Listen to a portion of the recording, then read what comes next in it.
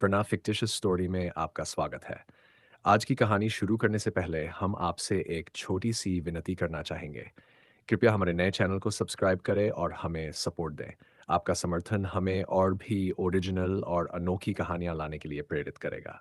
तो चलिए बिना देरी के आज की कहानी शुरू करते हैं।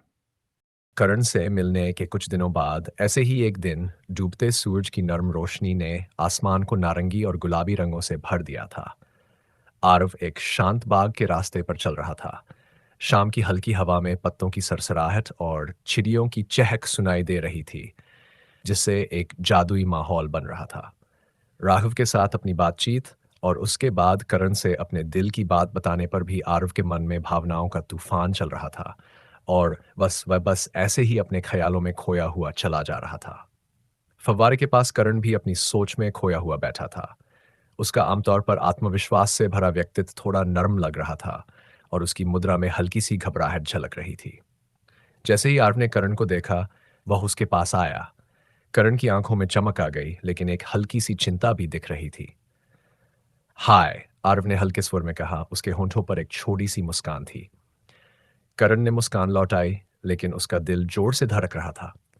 ये पल उसके अंदर कब से बन रहा था और अब जब यह सामने था तो उसे समझ ही नहीं आ रहा था कि अब वह क्या करे। उसने एक गहरी सांस ली, अपना साहस जुटाते हुए। तुम यकीन नहीं करोगे तुम्हें यहां देखकर मैं कितना खुश हूं। अचानक ही सही, पर तुम मिल गए, करण ने कहा। आरव ने उलझन में पूछा, क्यों? क्या हुआ? ऐसी क्या खुशी मिल गई? हम तो हमेशा कभी न कभी मिलते रहते हैं। करण ने बात शुरू की। उसकी आवाज स्थिर थी, लेकिन उसमें नरमी थी। एक बात है जो मैं काफी समय से तुमसे कहना चाहता हूं। आरव ने हल्का सा अपना सिर झुकाया और उसकी आंखों में जिज्ञासा झलक रही थी। क्या बात है, करण? करण ने फव्वारे के पास वाली बेंच की तरफ इशारा किया, जहां पानी की हल्की हल्की बूंदें गिर रही थीं। दोनों बैठ गए और करण आरव की तरफ मुड़कर बैठा। उसका चेहरा कोमल लेकिन गंभीर था। आरव, करण ने कहना शुरू किया। उसकी आवाज भावनाओं से भरी हुई थी। मैंने काफी समय से एक बात अपने अंदर दबा रखी थी। मुझे नहीं पता था कि कैसे कहूं या फिर कहूं भी या नहीं, लेकिन अब मैं इसे और छुपा नहीं सकता, क्योंकि अब यह मेरे बस में भी नहीं है। आरव सोच में पड़ गया। एक तरह की उम्मीद और उलझन का मिश्रण उसके अंदर घूम रहा था। करण ने जारी रखा, वह बस आरव की आंखों में देख रहा था, नरमी और प्यार के साथ। जब से हम दोस्त बने हैं, तुम मेरे तब से बहुत खास हो। तुम मेरी जिंदगी की रोशनी हो। हर खुशी, हर दुख, हर साझा पल, हर बार जब तुम मेरे लिए थे, इतने सारे पल जो हम दोनों ने साथ बिताए, उसने मुझे एक बात समझाई। उसने थोड़ी देर रुककर आरव का हाथ धीरे से पकड़ा। आर्व, मैं क्या हुआ, करण? इतना हिचकिचा क्यों रहे हो? कोई परेशानी है? आरव ने पूछा। नहीं। वो करण का दिल तेज धड़क रहा था, लेकिन उसने अपने भावनाओं को संभालते हुए अपनी आवाज में एक कोमल गंभीरता दी। आर्व, उसने फिर से कहा। इस बार उसके शब्दों में एक ऐसी गहराई थी जो दिल को चीरकर अंदर तक पहुंच जाए। तुम समझ भी नहीं सकते हो कि तुम मेरे लिए क्या हो। तुम्हारी मुस्कान, तुम्हारा हर छोटा सा इशारा, तुम्हारा मुझे देखते वक्त का एक नजर भरना, सब कुछ मुझे जीने की वजह देता है। मैं तुमसे प्यार करता हूँ, और बहुत प्यार करता हूँ, आर्फ। सिर्फ एक दोस्त की तरह नहीं, बल्कि दोस्त से ऊपर। नहीं, ऊपर नहीं। मैं तुमसे एक प्रेमी की तरह प्यार करता हूँ।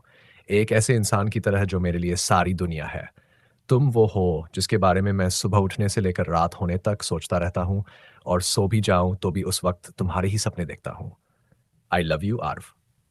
आरव की सांसें थम गई। उसकी आंखों में आश्चर्य था। उसने कभी सोचा भी नहीं था कि करण के मन में इतनी गहरी भावनाएं होंगी।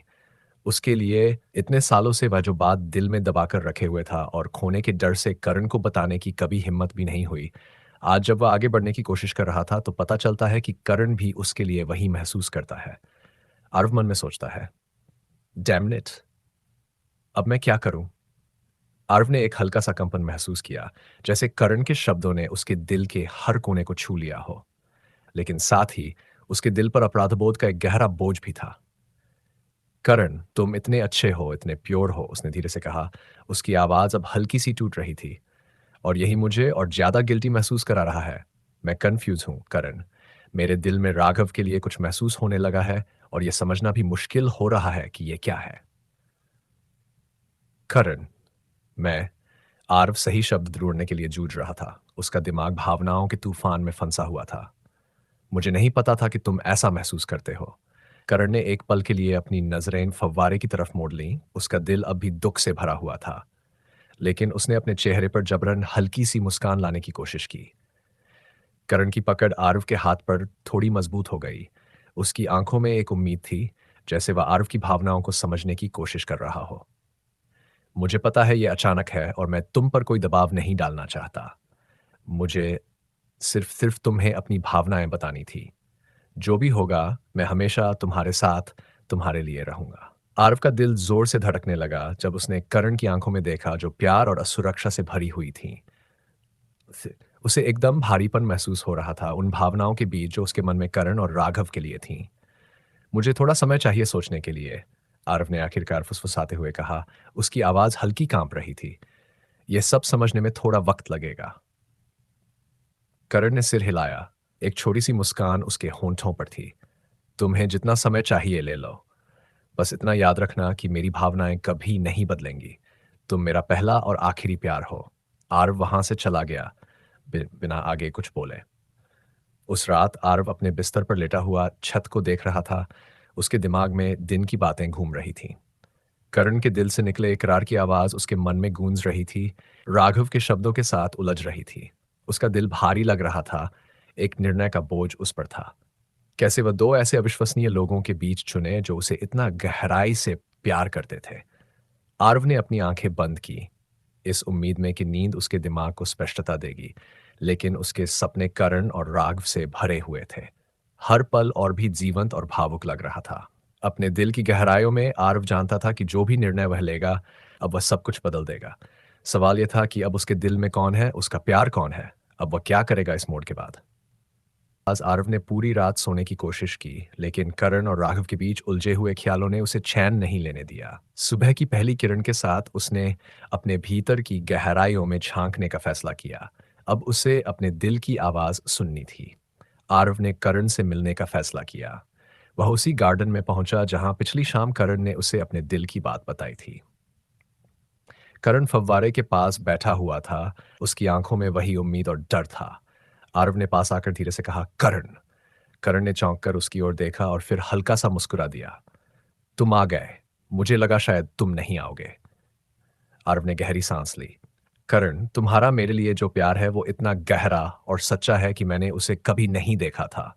तुम्हारे बिना मेरी जिंदगी अधूरी लगती है। लेकिन करण की मुस्कान हल्की पड़ गई। लेकिन क्या आरव? आरव की आंखों में कशमकश थी। लेकिन मेरे दिल में राघव के लिए भी कुछ फीलिंग्स हैं। मुझे समझने में वक्त लगा कि ये फीलिंग्स क्या है, पर अब मैं जानता हूं। मैं तुम्हें धोखा नहीं देना चाहता, तुम्हें वो प्यार नहीं दे सकता जिसके तुम हकदार हो। करण ने अपने आंसुओं को छिपाने की कोशिश की। आरव, मैं चाहता हूं कि तुम खुश रहो। अगर राघव के साथ तुम्हारी खुशी है, तो मैं पीछे हटने के लिए तैयार हूं।